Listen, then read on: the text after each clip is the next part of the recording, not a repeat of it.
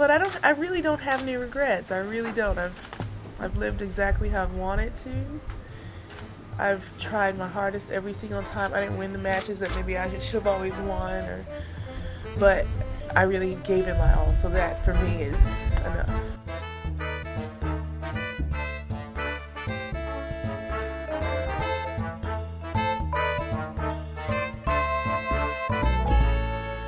Hello everybody, welcome back to the Body Serve. I'm Jonathan. I'm James. The French Open is 2 days away. We are here with our French Open preview. We will sprinkle in Rome and stuff that we missed in our draw previews and what have you, but let's get right into it. We'll do the usual, combing through the draws, notable stuff, what have you. As a preamble, let's talk about the wildcard drama ahead of this tournament. I feel like most majors start with wildcard drama, but Roland Garros is extra special in this regard. Why? They released the wildcards for both the main draw and the qualifying draws. When you say extra special, do you mean historically or just this year? Historically and this year. Okay. As with the other majors, they have reciprocal agreements between the US and Australia. In the main draw, every single wildcard went to French players, plus the two reciprocal wildcards for American and Australian players, one each. In the qualifying draw, every single wildcard went to a French player. A lot of people were upset by this because of who it necessarily excluded, including Dominic Thiem, who will be retiring later this year and is a two-time runner-up at Roland Garros, Diego Schwartzman, Caroline Wozniacki, Emma Raducanu, Simona Halep, and of course every time we talk about wildcards, we get in this kind of logical loop, because wildcards are of course inherently unfair, and so we do have to ask, is there any value in making an unfair system slightly more fair? I think where a lot of folks landed with this one is, you can do whatever you want. I get it. It's a mess. It's not fair. But let's exercise some good judgment here. Some common sense. And at a bare minimum, give Dominic Thiem a wild card. That, I think we all landed on that being wild. He did enter the qualifying draw for his last French Open, lost in the second round of qualifying, and then the tournament put on this little retirement ceremony, and even tournament director Emily Mauresmo showed up to the ceremony. It's incredibly awkward. And the fact that they did all that shows that they're aware of this dude's stature in the game. He's a two-time finalist at Roland Garros. One of the only players outside of the big three, big four, to really challenge at big events, at majors in the last decade. Consistently. He, more than most, really gave these guys fits in spells. And if anybody deserves, nobody deserves anything in sport, but if anybody deserves a measly wild card, it's him. And so you show up, he's lost, people are crying, people are upset, it's a sad moment, and here we go with a little trophy and a little celebration.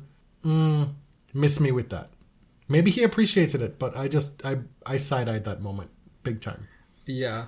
Every tournament has to decide what the purpose of their wildcards are. And Roland Garros has clearly decided that the only utility for them is to reward local players. I've seen a lot of people say, well, that's not fair. That's what wildcards are for. That's what they should do. And okay, but there are only 4 countries in the world that have a major. So even structurally, there's unfairness built in. Peter Wozniacki, he had words about this. He felt that his daughter was hard done. She was disrespected. How dare they?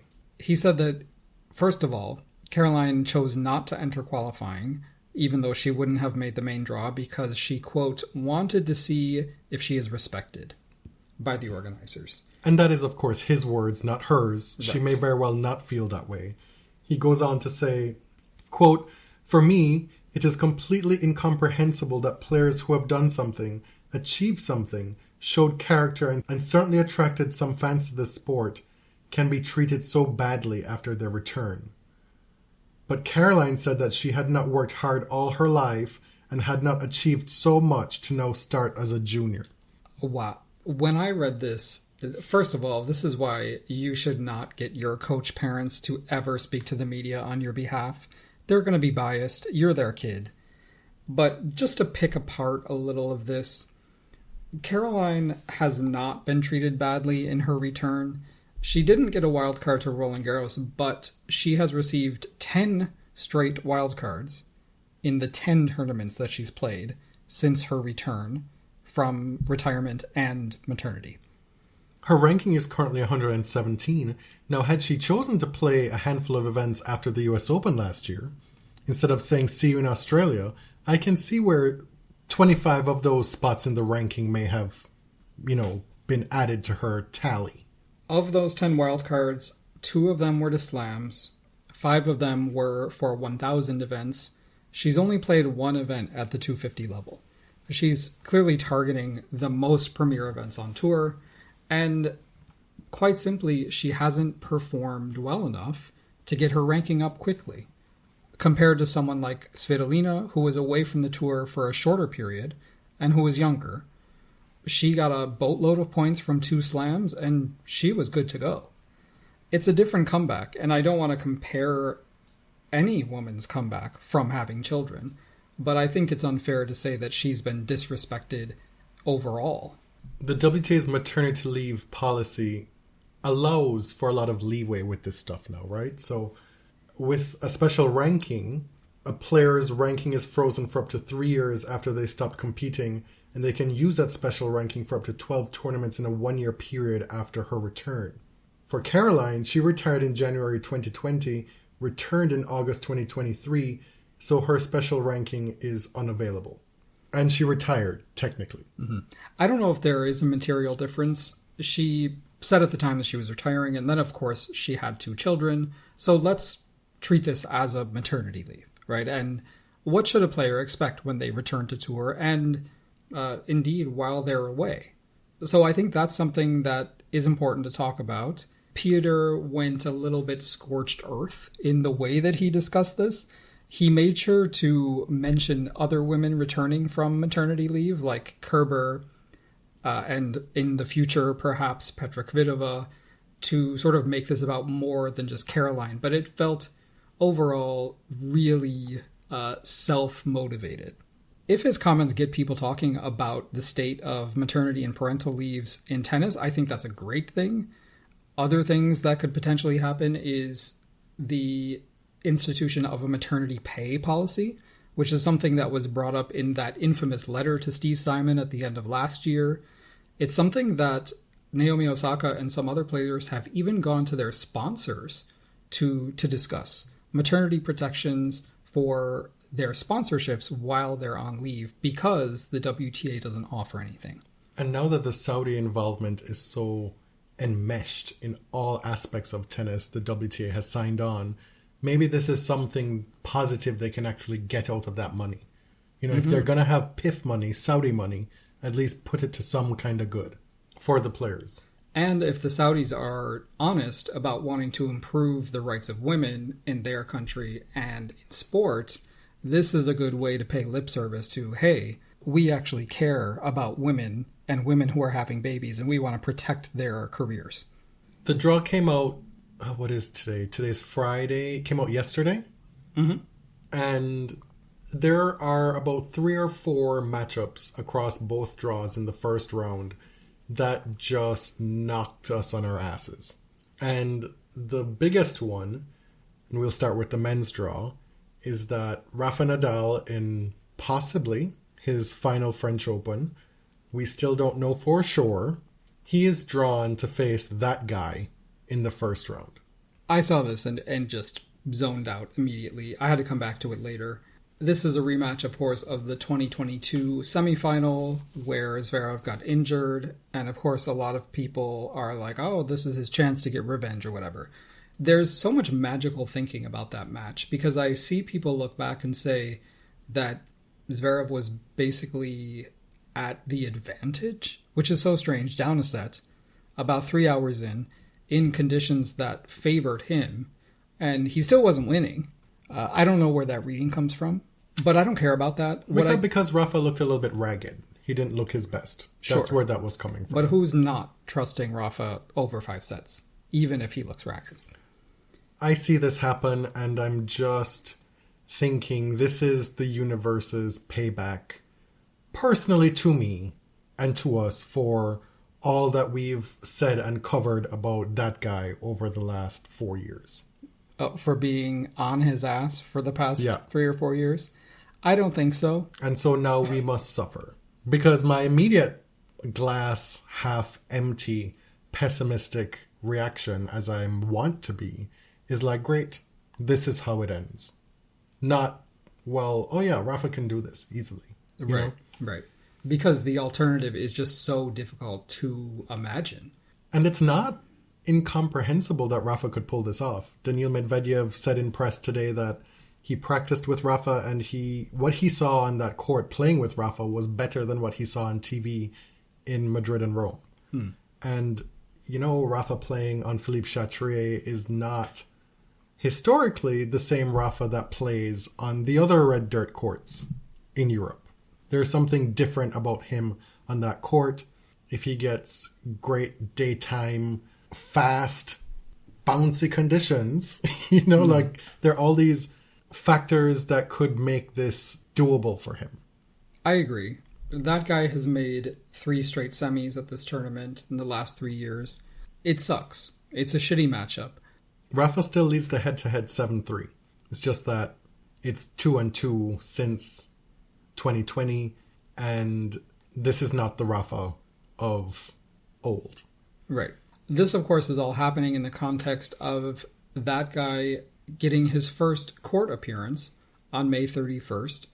After he was issued a penalty order by a Berlin court, he appealed, and now he will go to trial. He won't have to appear, but his preparation for the tournament, it's being done under this cloud of his own doing. This, if you are new or you don't quite remember, this is stemming from domestic violence charges from his ex-partner and the mother of his child, Brenda Petea, who brought charges against him a few years ago at this point, and has finally gotten to this place. He could have accepted the penalty order and paid and basically accepted guilt in German court. Or likelihood of guilt. Right. He has decided to fight it. He said the charges were bullshit. His lawyers said there was no chance of a constitutional proceeding in this case, that I guess there was an inherent bias against this man, which is contrary to everything I've seen so far in the media. The media that has barely even begun to pay attention. And you can expect, if you thought that the Rome comms department was bad about him, expect Roland Garros to do their very best to make you forget what's going on. I fear for the worst at this tournament because it is one of the most wide open men's tournaments at Roland Garros in my lifetime as a tennis watching fan. It's anybody's game because Novak shows up in Geneva to get some match practice ahead of the tournament this week, and he makes the semis, but then he gets bounced again by Mahac. Yep, bagels Mahac in the second set, then loses the third set 6-1. He says he knows he hasn't had a great year. He's not really feeling it. He had bad sensations on court today. And it's possible that he's underplaying his chances. It's possible that he got the match practice that he wanted in Geneva. It's such a strange time to observe Djokovic because he has been just so reliable for so long. So to not know what to expect is strange. Yeah, but see, I'm not buying into that because I feel like I've been down this road before. Oh, I know, I agree. And so I still think he is the favorite to win this tournament. I think he is a favorite. No, I think he is the favorite. For me, he is the favorite. Who else is better equipped and stands a better chance given where they are currently? Right. And Nadal, who had a more promising lead up to the tournament. I know there's this narrative that's well earned that don't ever bet against Rafa Nadal at Roland Garros. 14 times we've seen him win this tournament. But I don't see how you can look at everything that's happened this year and his current form and have confidence. Right. He hasn't played best of 5 in a long time. He hasn't had match practice that would get him ready physically and to have the feeling on his ground strokes to play best of 5, to give me the confidence to put him as the favorite for this tournament. Sinner, had he not gotten injured, maybe, but there's just a lot of people who have good chances for me, which is why it's wide open. The top players, you mentioned Sinner, he was dealing with a hip injury, I believe. Sinner also lost in the second round here last year. Alcaraz has an injury, hasn't been able to hit forehands. Medvedev is happily back to being able to practice serves in practice, so that's good. Casper Ruud won Barcelona, had some disappointing results in Madrid and Rome, but he's back in the semifinals in Geneva. He's made the final the last 2 years. I think he is one of the top 4 favorites easily for this tournament. Definitely one to watch. The other thing to watch is the potential for Novak's incredible record-breaking run as number 1 to end at this tournament. He does have to reach the semifinals to retain the number 1 ranking, and if he wins the tournament, Sinner would have to lose before the final in order for him to keep it. But luckily for Jannik, he is only defending second-round points. Novak opens against Herbert. What are some of the other notable first-round matches outside of the aforementioned Nadal, that guy? Looking at Monfils and Zybot Virge, another alleged abuser in the draw, if he gets past Monfils, he could play Musetti, who he has beaten recently on clay. Goffin and Perricard in the first round. Perricard is in the final of Lyon. Kokkinakis opens against Poprin, an all-Aussie matchup. Mariano Navone, who is one of the hottest players on clay tour right now, opens against Pablo Carreño Busta, who, when was the last time we saw him? I can tell you, actually. He hasn't played since, I believe it was October 2023. His current ranking is 1,047. Oh. Archufis opens against Matteo Arnaldi. Humbert against Lorenzo Sonego.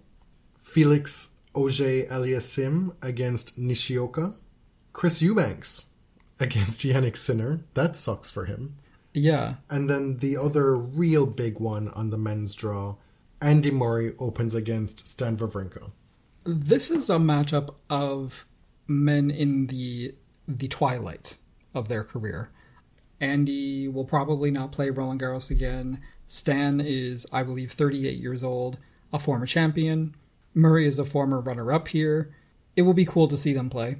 Will it? In the first round? I mean, Andy tore a ligament in his foot in Miami, and he's already back. I didn't expect to see him at all. I don't know how that works, because the way he described that injury on his Instagram when it happened, it sounded like he'd be back in 2026. Yeah, or at least a few more months. I do not know how he's back. I kind of just blew through the notable first-round matchups there, but let's go through the top half and see how that shakes out for Novak. You mentioned that Gael could potentially play Musetti in the second round. The winner of that likely to play Novak in the third round. Who are Novak's big problems in this quarter here? He's slated to play Casper in the quarterfinal, but also could be Taylor Fritz, could be Echeverry, who was a quarterfinalist here last year. Mm-hmm. And he was currently in a final this weekend. There's Cerundolo, there's Tommy Paul, who's been playing well. No names outside of Casper Ruud that really stands out as, oh wow. You know, but there are some players, if Novak is off his game, who could cause some trouble. Yeah, I think Tommy Paul in the round of 16, if Novak is still really not feeling himself, could be a problem. Casper Ruud in the quarters is unlucky. It's a rematch of last year's final, but Casper's ranking has fallen enough for this matchup to be able to happen in the quarters. In the second quarter, that's headlined by that guy and Nadal in the first round, as well as Medvedev. Medvedev to play Navone in the third round, Duminar in the fourth round, that guy Nadal or Huna in the quarterfinals. Mm-hmm. Okay, so you're starting from the bottom here. I would say in the third round, you could also possibly look out for Mahac, who beat Novak today, made the final in Geneva. Alex de Minaur, actually has not done very well at Roland Garros. There's time for that to change, but his record isn't great. You mentioned Mahat, so he would potentially play Navone in the second round, and the winner of that match would get Medvedev in the third round. Yes. I've seen a number of people say that if Nadal wins that first round matchup, that his draw opens up a little bit. I disagree. And I would say a little, not much. I disagree. In that third round, Greek Sport is probably a weaker seed to play in the third round. It could also be Luciano Darderi, who won a clay title in Cordoba this year. Fourth round is where it gets a little tricky because Holger Rune could be there. This section, if all of the top guys, the premier names, were in form, uninjured, playing well, it would be dynamite. But there's so many unknowns because of all the unknowns with these guys. Mm-hmm. And if that guy happens to win that first round match, which we hope doesn't happen, again, he could be stuck playing Rune in the round of 16. His bestie, Daniil Medvedev, in the quarterfinals. He has so many besties. Rublev is a so many bestie friends, too. You know. So many besties. That is a common trait of people accused of that. Ingratiating themselves. The bottom half of the draw is where Rublev sits at the top and Sinner at the bottom. Before the tournament, it looked like this could potentially be a good chance for Rublev to finally break past that quarterfinal barrier at a major. He just won a Masters on clay, and he seems to have unlocked something since that horrible stretch following his default in Dubai. But this is a very tough quarter. He is stuck facing people like Tsitsipas in the round of 16, who's a former runner-up here, who just won Monte Carlo this year, who's back with Badosa, the magical feelings have returned, and then could also face Alcaraz in the quarters. So the barriers to a semifinal run here for Rublev are fairly steep. Well, that's in part because of Tsitsipas' lower ranking than normal. He's Yes. seeded 9th at this tournament. That round of 16 would be number 6 versus the highest possible round of 16 opponent at number 9. Right. That is unfortunate for him. In the second round, Pedro Martinez could await. He was the runner-up this year in the Estoril tournament. Arthur Fils is the seed who would face Rublev in the third round. When are we going to get a French player who's going to make a deep run at this tournament? Who's going to make some noise? Is it Arthur Fils? I mean, he's been playing fairly well, and perhaps he's the type of guy who will revel in the home support rather than cower to it. Oh, not cower. I mean, personally, it's not something I'm invested in. Right, but there's been a lot of cowering at this tournament by French players. Yeah, you know what? Mary Pierce does not know what that means. That was 24 years ago. And to that end, Rublev would have to play him potentially in the third round. Before Tsitsipas, before Alcaraz. We have some dangerous floaters like Zhang Zhizhen, who had a great tournament in Rome this year. Gabriel Diallo, just wanted to shout out the Canadian player who was a hero of Davis Cup. He qualified for the tournament, and he'll start versus Kei Nishikori, another player whose career has been so rocked by injuries, and he attempted to come back last year, but he is here, back again. I saw him in Miami, and then he had to pull out of subsequent events. He's, for now, still in the tournament. Ben Shelton opens against Hugo Gaston. Might have to play Nishikori in the second round or Diallo. If he gets past that, potentially Felix in the third round. And then Carlos in the fourth round. This quarter here is very tough. Because you've also got Sebastian Korda there. For me, I think this is the toughest quarter for the person who makes it out. I think the person who makes it out might be a little bit banged up. Not necessarily like the top players, but I think there are like layers here of tough matches. Ben Shelton was the winner in the U.S. Clay Court Championships this year. It'll be interesting to see how this translates to the red clay of Roland Garros. Felix is riding good vibes, kind of tripping his way to the Madrid final. Love Felix. He earned that. But I don't know, the feelings could be good. Things could be turning around. Okay. Wow. In the final quarter, Ubi Urkac is the number 8 seed, and Jannik Sinner is the number 2 seed. Those two are slated by seed to meet in the quarterfinals, but one Grigor Dimitrov might have something, hopefully, to say about that. There's also Alejandro Tabilo in that quarter. There's Nicolas Jarry, two of the hottest players on tour in recent months.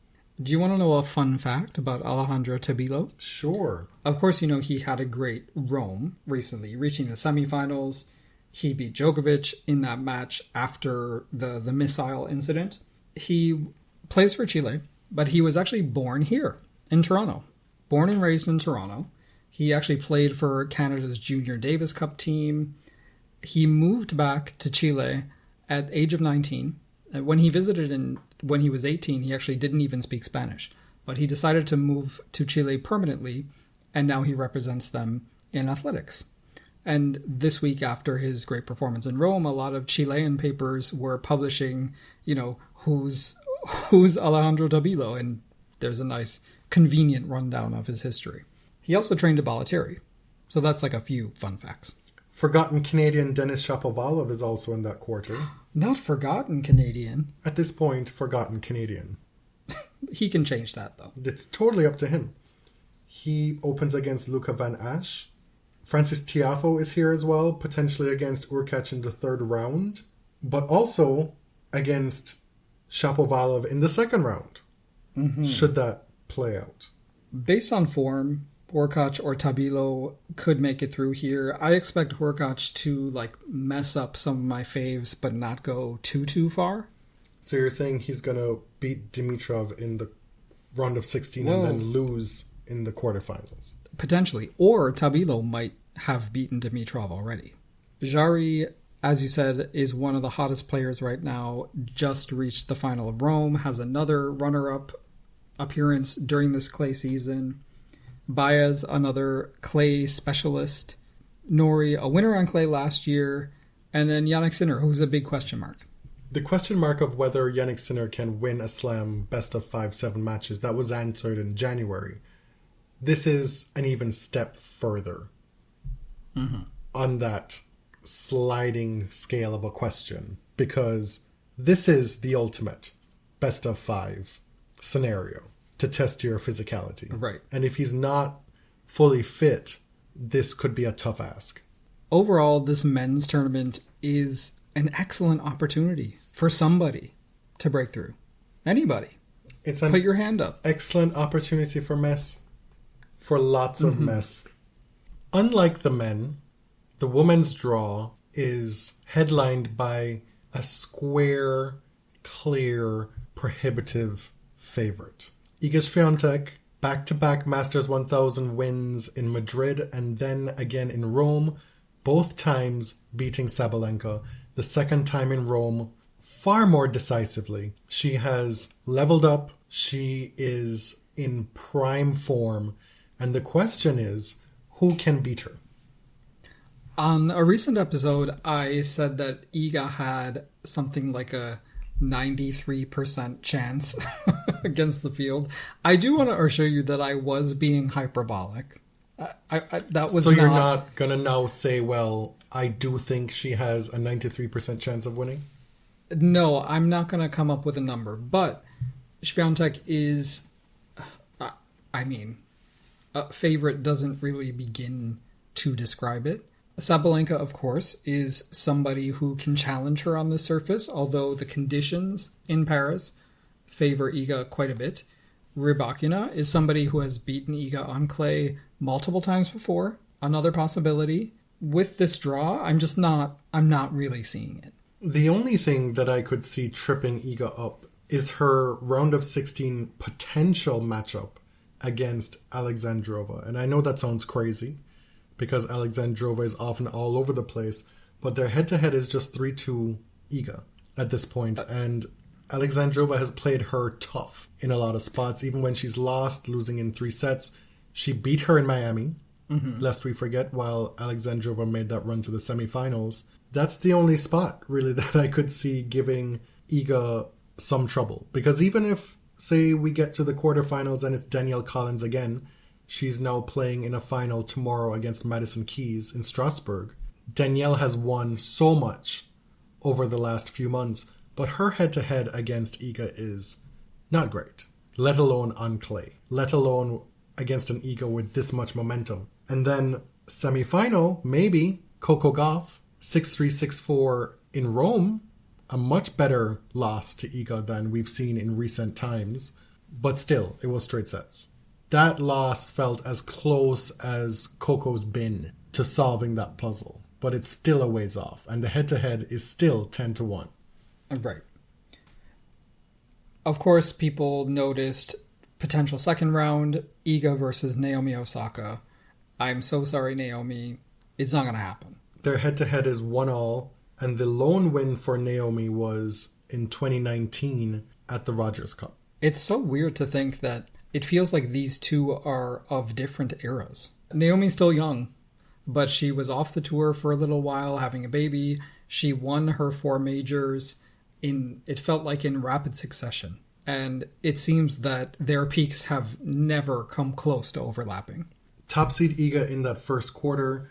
The other top seed there is Marketa Vondrousova, who is somehow number 5. I was shocked when I saw that, but then I remembered, of course, Pegula pulled out. She would have been the number 5 seed.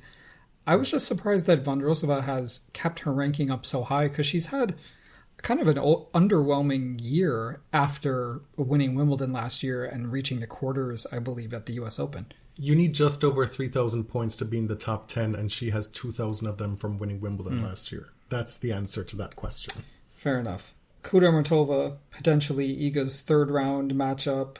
That's kind of the seed who I'd like to face, to be honest. Krejcikova is the number 4 seed. Babs has not won a singles match since Abu Dhabi in February. However, she won this tournament just 3 years ago. And I like her, so we're going to mention her. Okay. She opens against Victoria Golubic in the first round, possibly Potapova or Rakimova in the second round, and Alexandrova in the third round. Donna Vekic opens against Lesia Sorenko to play likely Marta Kostyuk in the second round. Kostyuk is somebody who's been playing quite well this year. All this to say, if we feel this is Iga's tournament, this for sure is her quarter. A quick note about Danielle. She has played 44 matches already this year. She's won 35 of them, and currently in a final in Strasbourg versus Madison Keys. The second quarter. To me, this is the trickiest quarter, and I feel like the men's, there's no kind of quarter of death here in either of the draws. But for Coco Gauff, I think this one is trickier than the other quarters. Okay, but I still expect her to get through it. Okay. The players in this quarter: Samsonova, Haddad Maia, last year's semifinalist, Yastremska, Ostapenko, Caroline Garcia, Leila Annie Fernandez, Ons Jabeur, Kalinina. Unless Ons is back to top form, unless Ostapenko or Garcia show up in that second week playing really well, I still expect Coco to get through this. Yeah, I actually see the other part of this quarter as more difficult, and those players might kind of tire each other out. Let's start with Penko, who opens against Jacqueline Christian. Ostapenko, winner here in 2017, but since then hasn't done particularly well, lost in the first round a few times. I think she's coming off back-to-back second round appearances. Christian was really trying some of the girls in Charleston. So watch out for her. Every time you expect Ostapenko to do well at this tournament, coming in with some momentum, it does not happen. So I'm not falling for that this year. In that third round, if Ostapenko gets there, she could face Caroline Garcia or the winner of Ziegemund and Kenin. This has potential for endless drama. A Ziegemund and Kenin first round. You also have Clara Tauson lurking there, potentially playing Ostapenko in the second round. And then Leila Annie Fernandez against Ons in the third round. Sign me up for that. Right. And then there's another little special first round match buried in there. Kalinina versus Camila Osorio.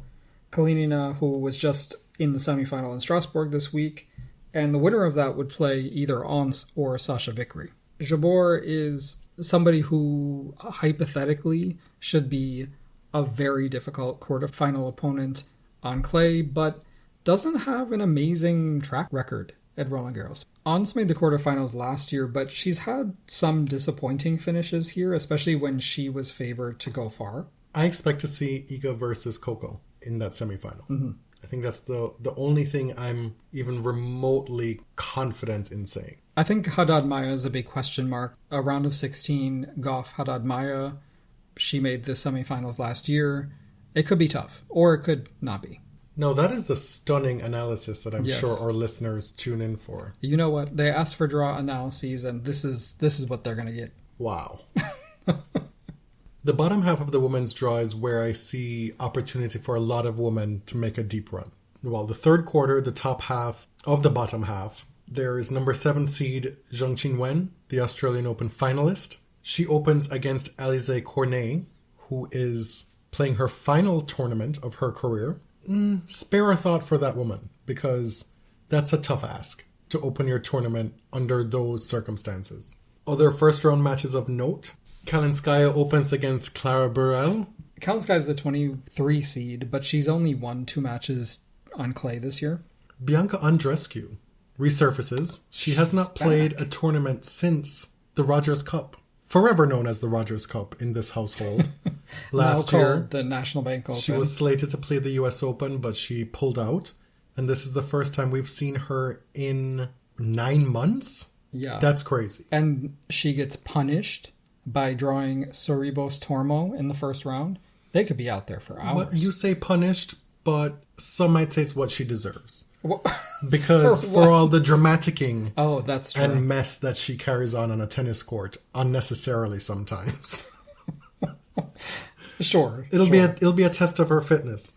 Svitolina, as the 15 seed, starts against Karolina Pliskova. Yuan Yue opens against Maya Sharif. I think I saw Reem Abalil say that Sharif has made the final in 3 of her last 4 tournaments or something like that. She's been in the midst of a purple patch in her career. Yeah, she's had a great little run here. She's in the final in Rabat against Peyton Stearns. She played a 125 recently, was a runner-up there. You always talk about the power of momentum going into tournaments, right? I talk about the purple patch. Now, you always talk about confidence and, don't count out qualifiers because they've just won 3 matches. Yes. Yeah. Katie Bolter opens against Paula Badosa, and wow. Sloane Stephens opens against Scammer-in-Chief. If it's not one scam, it's another. Yulia Putintseva. These two have played 7 times. Yulia leads the head-to-head 4-3. Their most recent meeting was just last week in Rome. Yulia won it. They played last year at Roland Garros. Sloane won that one. And I think Sloane probably just wakes up and asks God, what did I do to deserve this woman? We saw that match in Cincinnati all those years ago that birthed the if it's not one scam, it's another. Yes. We sped by Badosa versus Bolter, but I could have sworn some of the Brits were complaining that none of the British women are playing on clay and that Bolter was skipping. But she's here in the draw. But I feel like you have to favor Badosa here, and it gives her a chance to play her bestie, Sabalenka, in the 3rd round. This is also a matchup of 2 prominent partners of ATP players on tour. Wow, defining women by their relationships to men. Sick. You are sick for putting me on blast like that, because it is absolutely still something noteworthy in this draw. These were the notable first round matches from the entire bottom half. Did we talk about the notable ones on the top half? No, kind of only here and there. Well, we mentioned them, but we didn't highlight them. Right. Anyway, missed opportunity. Such It's is okay. life.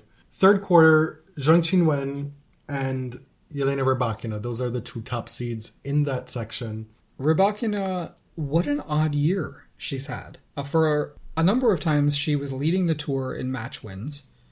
She had led the tour in tournaments won at some point, but she pulled out of defending Indian Wells, and she also pulled out of defending Rome, leaving a ton of points on the table, right? That's 1,000 for winning those 2 tournaments. 2,000 total. Right. She's been dealing with illness, and I worry a little bit about her health right now and also in the long term. Like, what is going on? By seed, it should be Rybakina against Sabalenka in the semifinals. And if you go by what I expect to happen in the top half, it would be the top 4 seeds in the semifinals, which would reflect what we've seen on tour this year. Those 4 women have, by and large, dominated women's tennis. But because of Rybakina's uneven health, that opens up a little bit of wiggle room for other women to maybe slip through in this third quarter. Right. That being said, when Rybakina has shown up to tournaments, she has been able to scrap. Right? She's won a number of tournaments this year. She put in a classic semifinal against Sabalenka. It seems when she's here, she's ready to play. And she's not scared of anyone, obviously. Pavlyuchenkova, quarterfinalist from last year. Svitolina, quarterfinalist from last year. They could play in the third round. Jasmine Paolini, who is tenacious, a tough out. She's in that third quarter. Maybe Qinwen's fourth round opponent. I hesitate to mention this name because I wish nothing but losses on them every time I see them in a draw. But Kirstea is there to potentially play Qinwen in the third round. Yeah, and she's not had a bad go of it recently. In that fourth quarter, headlined by Sakkari and Sabalenka. Of course, Maria is a former semi-finalist at this tournament. Maria is a former semi-finalist at pretty much every tournament on the calendar. A lot of people think she should have reached the final in 2021, should have won the tournament, but, if doesn't exist. Sabalenka, to me, is still the prohibitive favorite to come out of this bottom half. Losing to Iga in 2 consecutive finals, she's shown that she is clearly better than everyone else except for Iga. I don't know that that's true. Okay. I mean, you play a healthy Rybakina and fine Fedal. I think that's still that's a tough ask. Those for two her. are scrapping. It's just that Iga and Sabalenka were able to dominate the last 2 tournaments. They kind of fluctuate who's going to put their hand up at certain points during the year. This last quarter is not without a few little ticking time bombs for some players. Linda Noskova is there. She may play Sakkari in the third round. Vika Azarenka opens against Podoroska. That's a former semi-finalist at this tournament, is she not? Maybe Mira Andreeva in the second round for Vika. This is somebody who has been hatching and threatening to snatch for a long time. Yes. It feels like a matter of time. Before the tournament, some odds makers put Andreeva in like the top 8 or the top 10 of potential winners. And I have said this before. Paola. I want her agent. I'd want her agent. That is Paola. That is wild. Vika, maybe, playing Kasatkina in the third round. Yeah, that is a tough little section. Third round, Kasatkina, if she gets there, having to play either Vika or Andreeva. I don't know who makes it out of there. If Madison Keys keeps up her form from this past week in Strasbourg, she is in a tough spot because she opens against Sarasua, has to maybe play Sharif or Yuan Yue in the second round, Emma Navarro in the third round, before Sabalenka in the fourth round. If you know me, I'm always going to talk up Madison Keys' chances in majors. Look at her clay season. Just look at the receipts. Semi-final in Madrid, quarter in Rome. Both of those losses were to Iga. And now she's in the final in Strasbourg to play Saturday against Danielle Collins. She was recently asked in press what it's like to play Iga Swiatek on clay, and without skipping a beat, without hesitating, she said it sucks. But I like Madison against anybody until she gets to Sabalenka.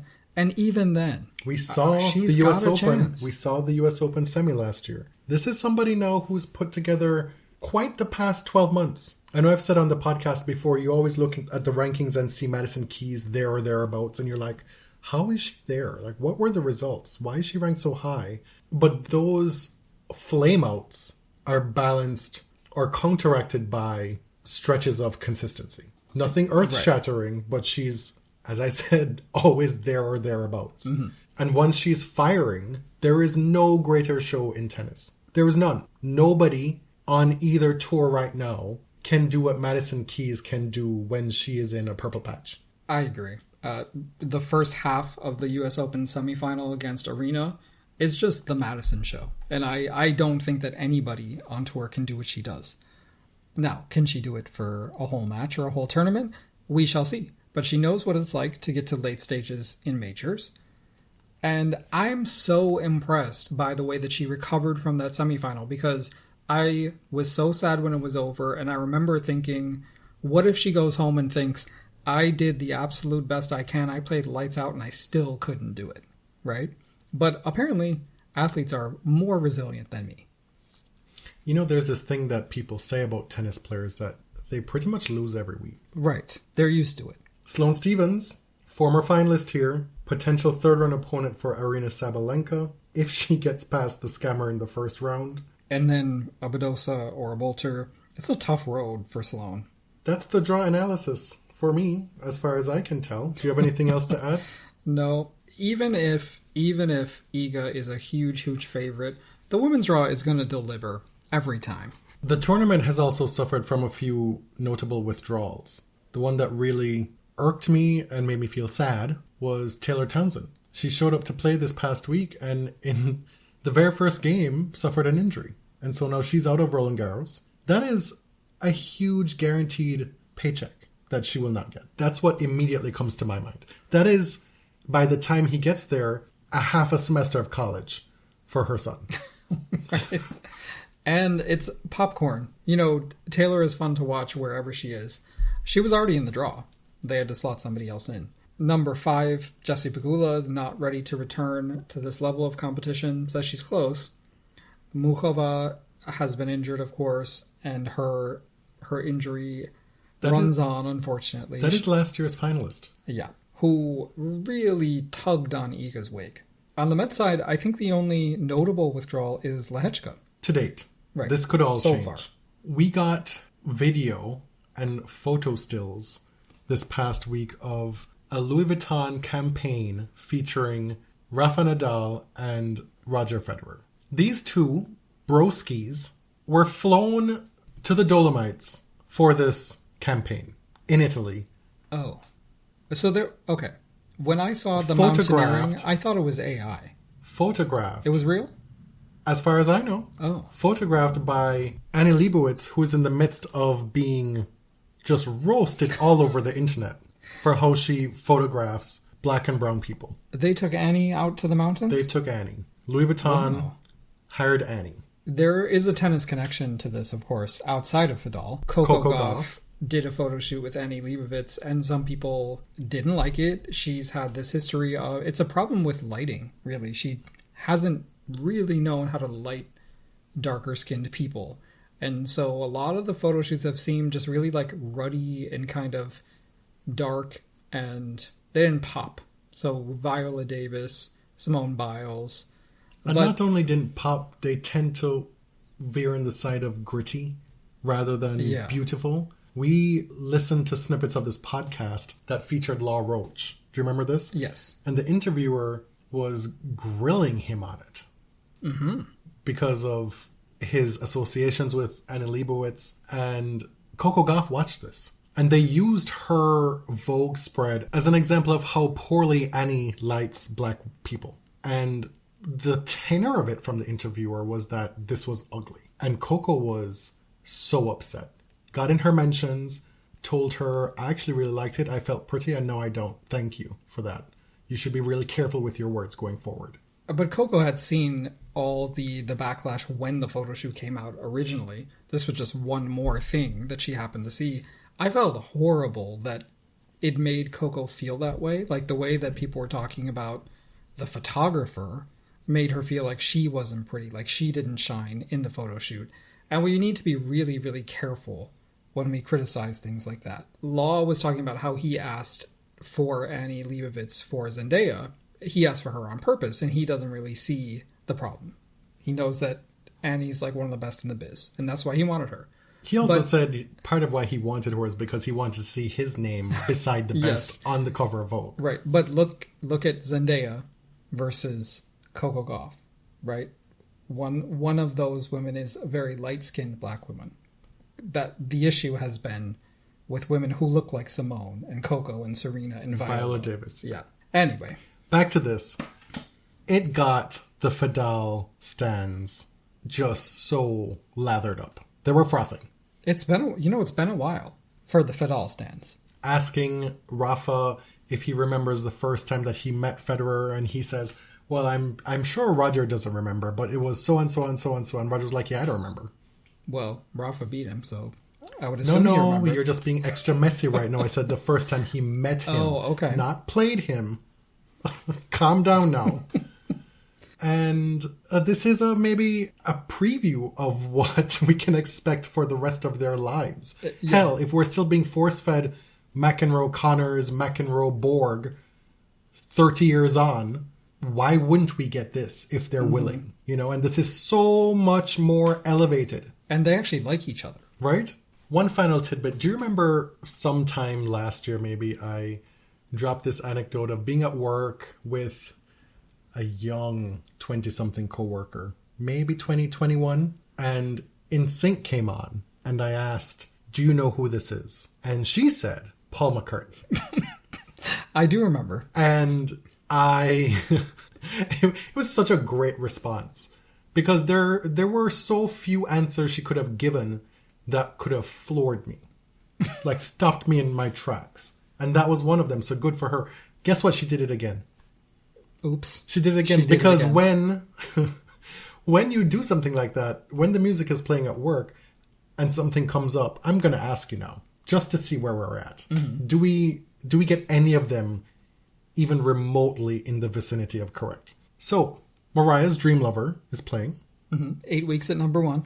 Classic. Often gets overshadowed by fantasy.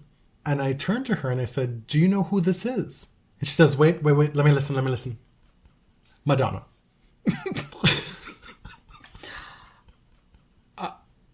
This was not, well, on the face of it, for me as a lamb, it's Hyenas. Mm-hmm. But it was a closer guess than Paul McCartney. Yes, I fear it was better than the first outing.